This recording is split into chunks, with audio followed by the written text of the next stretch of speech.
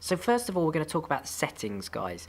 It's one of the first places that I spend in an offline training course with people, just ensuring that they understand where they can change things in the platform so that they can get the most out of it from there. So without further ado, let's move on to the settings.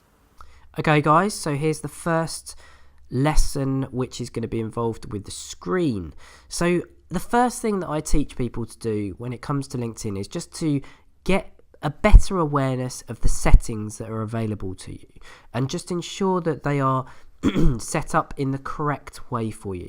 So I want you to go over to this little icon here which just says me and drop down to settings and privacy, and that's going to open up another tab here, and it's going to give us access to all of the different areas that we might want to change on our settings. Now, I'm not going to go into detail on every single one of these because there would be too many to do, but I just want to highlight a few to you which I believe are very important.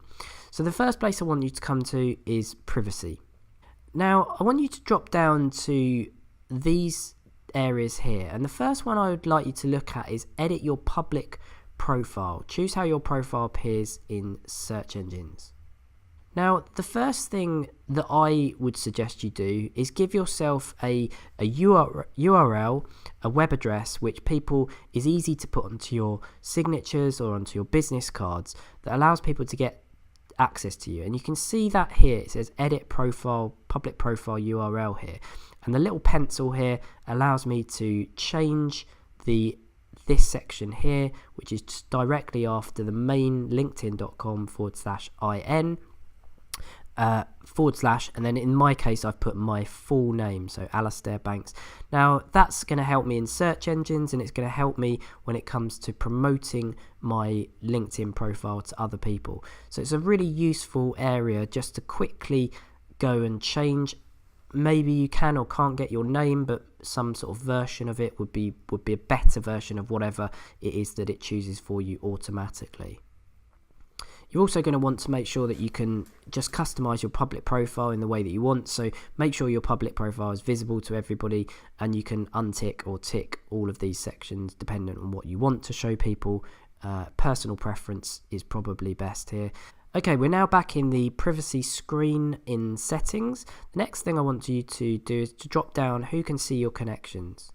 Now, this is a really interesting one because I've been into training sessions with people like solicitors and accountants who have wanted to keep their connections away from their competitors. I have a very different and open view, which is that I'm happy for anyone to see who I'm connected to, and in fact I think it positions me in a certain light as well. But if you wanted to change that, this would be the place that you could do it. So only you if you don't want anyone seeing it, your connections if you do. The next one I want to highlight is sharing profile edits. If you just click on that, every time you update your profile, whether people are notified about those profile changes. So this is when you make changes directly to your profile, or people make recommendations, or you follow companies, whether that will be shown. Now, I feel that this is very much a personal preference. I prefer not to bombard people with my profile edits because I want to give them good quality content. Other people might view that that's an opportunity to get in front of people. It's your choice, and the place that you do it, the place that you make that change is here. The next section down is profile viewing options, and if you just drop that down, you'll see here that you can change your profile setting, i.e. the setting that people see when you viewed their profile, to either this one or this one where it says a little bit of information about you, or completely anonymous. So my view is that you should always be set on your full view so that people can see who is actually looking at them. If you were to want to use this anonymous mode, then it's just worth noting that when you choose that, from the moment that you choose that, LinkedIn removes all of the data of people that have viewed your profile from that point onwards as well. So if you do want to go anonymous, bear in mind you won't be able to see any information about people that have viewed you either. Now, there are a number of other settings in this area which you may want to play around with. I'm not going to go into those too much now, but I would suggest that you take at least 5 minutes just to look through and ensure that these are all set up in the manner that you would like them to be.